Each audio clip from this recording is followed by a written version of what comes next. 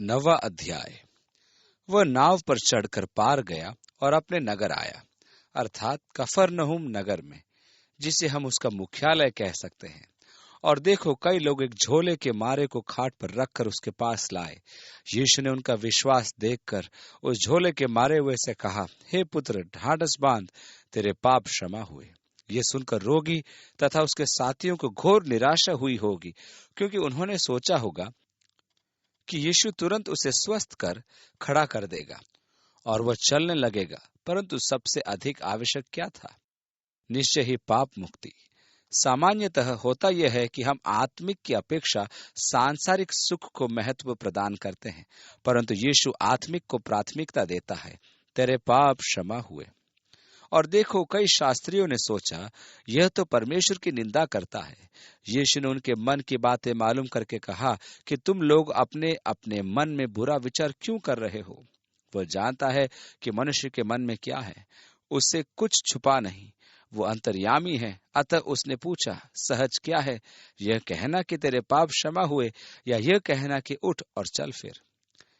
यह कहना कि पाप क्षमा हुए आसान है, क्योंकि इसका प्रत्यक्ष प्रभाव दिखाई नहीं देता, परंतु यह प्रथम चरण है। यह कहना कि चल फिर कठिन है, क्योंकि उसने तात्कालिक प्रभाव प्रत्यक्ष होता है। पाप क्षमा करना मानवीय सामर्थ नहीं। इसलिए यीशु ने कहा कि तुम जान लो कि मनुष्य के पुत्र को पृथ्वी पर पाप क्षमा करने का अधिकार है। उसने झोले के मारे हुए से कहा, उठ, अपनी खाट उठा और अपने घर चला जा। वह उठकर अपने घर चला गया। लोग ये देखकर डर गए और परमेश्वर की महिमा करने लगे, जिसने मनुष्यों को ऐसा अधिकार दिया है। यीशु के आत्मिक कार्यों का प्रमाण शारीरिक परिपूर्णता से ज्ञान होता है। यीशु ने कहा कि हमारे कार्य स्वर्गवासी परमेश्वर को महिमान्वित करें। यीशु के कार्यों द्वारा लोग परमेश्वर की महिमा करने लगे। 9वीं आयत। वहां से आगे बढ़कर यीशु ने मत्ती नाम एक व्यक्ति को महसूल की चौकी पर बैठे देखा और उससे कहा, मेरे पीछे हो ले।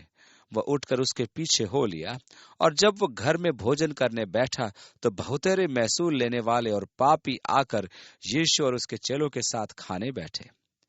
कफरनहूम में एक चुंगी चौकी स्थापित की गई थी, क्योंकि गोलान और गलील सागर परिवेश में उत्तरी ओर से घाटी के मार्ग द्वारा आने वाले व्यापारियों से कर वसूल किया जाए।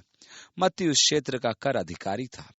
जब यीशु ने उसके साथ दया का व्यवहार किया, तब वह मन परिवर्तन करके यीशु को घर ले आया और अन्य साथियों को आमंत्रित किया कि वे देखें उसे कैसा सौभाग्य प्राप्त हुआ।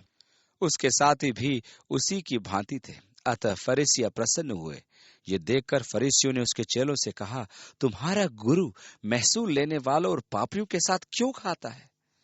उस संस्कृति में भोजन की सहभागिता अत्यधिक महत्वपूर्ण मानी जाती थी, क्योंकि उनके विचारों में भोजन के सहभागी सब एक ही स्वभाव के व्यक्ति होते थे, जो एक ही रोटी के तोड़ने के द्वारा उसको शरीर का अंग बनाकर एक दूसरे का अंग बन जानते थे, क्योंकि सब एक ही रोटी से पोषित थे। अतः यदि किसी को किसी से घृणा है या वे परस्पर असंगत हैं, तो वे भोजन में सहभागिता कदापि नहीं करते। और इसी कारण फरीसी यीशु को मत्ती और उसके साथियों के साथ भोजन करते देख आश्चर्यचकित हुए, क्योंकि महसूल लेने वाले पापी माने जाते थे। परंतु यीशु का पापियों में जाना जाना आवश्यक था, अन्यथा पापियों को उद्धार कैसे प्राप्त होता? 12वीं आयत। फरीसियों ने अपनी प्रथा के अनुसार यीशु के शिष्यों से प्रश्न किया और यीशु से उचित उत्तर प्राप्त किया कि वैद्य भले चंगे को नहीं, वरन बीमारों को आवश्यक है। सो तुम जाकर इसका अर्थ सीख लो कि मैं बलिदान नहीं, परंतु दया चाहता हूँ।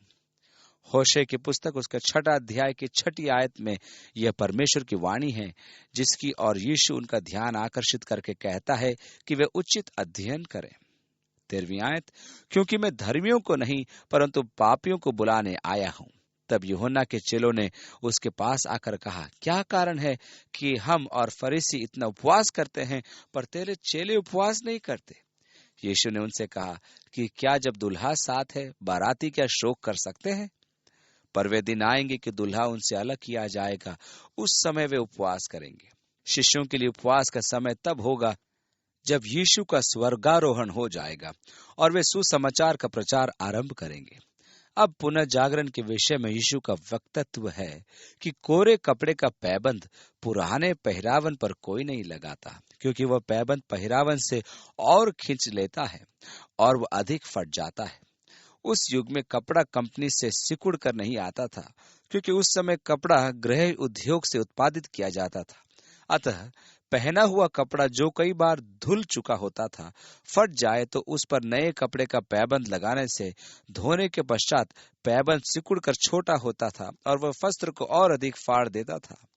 इसी प्रकार नया दाखरस पुराने मशकों में नहीं भरते, क्योंकि ऐसा करने से मशकें फट जाती हैं और दाखरस बह जाता है और मशकें नाश हो जाती हैं, परंतु नया दाखरस नई मशकों में भरते हैं और वे दोनों बची रहती हैं।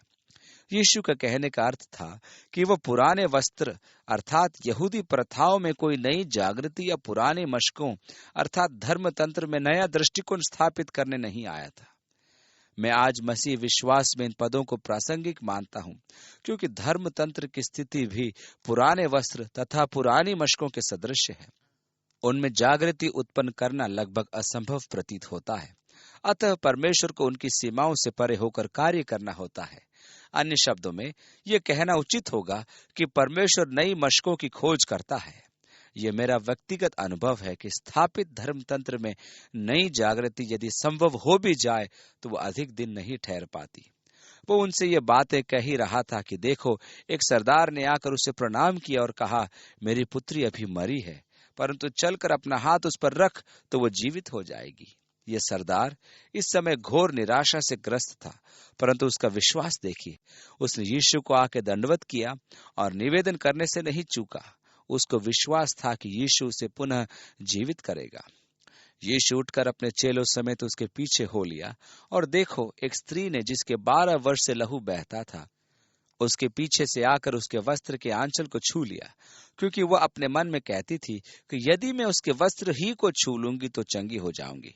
यीशु ने फिरकर उससे देखा और कहा, पुत्री, ढाढ़स बांध, तेरे विश्वास ने तुझे चंगा किया है। सो वह स्त्री उसी घड़ी चंगी हो गई। यहाँ ध्यान देने योग्य विषय है कि विश्वास का प्रयोगात्मक उपयोग।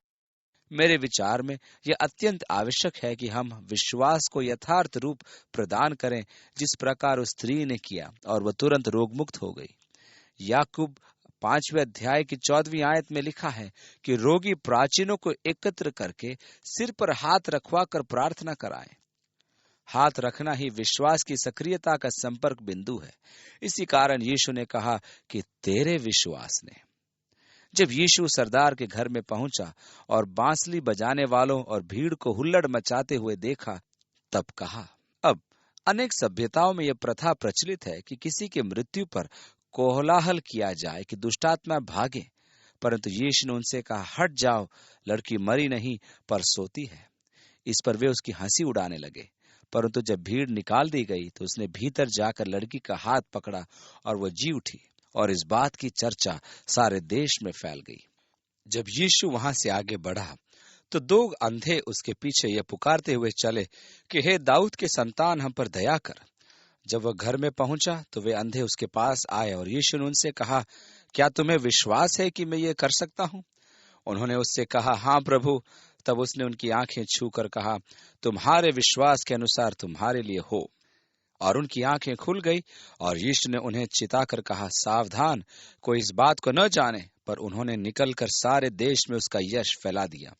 जब वे बाहर जा रहे थे तो देखो, लोग एक गूंगे को जिसमें दुष्टात्मा थी उसके पास लाए, और जब दुष्टात्मा निकाल दी गई तो गूंगा बोलने लगा। और भीड़ ने अचंभा करके कहा कि इज़राइल में ऐसा कभी नहीं देखा गया। परंतु फरीसियों ने कहा, यह तो दुष्टात्माओं के सरदार की सहायता से दुष्टात्माओं को निकालता है। इसे ध्यान में रखिए, क्योंकि हम अग्रिम गद्यांश में अक्षम्य पाप के विवेचन के समय इस पर भी मनन करेंगे। आगे लिखा है, और यीशु सब नगर और गांवों में फिरता रहा और उनके सभाओं में उपदेश करता और राज्य का सुसमाचार प्रचार करता और हर प्रकार की बीमारी और दुर्बलता को दूर करता रहा। जब उसने भीड़ को देखा तो उसको लोगों पर तरस आया, क्योंकि वे उन भेड़ों की नाई जिनका कोई रखवाला न हो, व्याकुल और भटके हुए से थे। तब उसने अपने चेलों से कहा, पके खेत तो बहुत हैं, पर मजदूर थोड़े हैं। इसलिए खेत के स्वामी से विनती करो कि वह अपने खेत काटने के लिए मजदूर भेज दे। यहाँ ध्यान देने योग्य विषय यह है कि यीशु किसी पद्धति विशेष से बंधा नहीं था।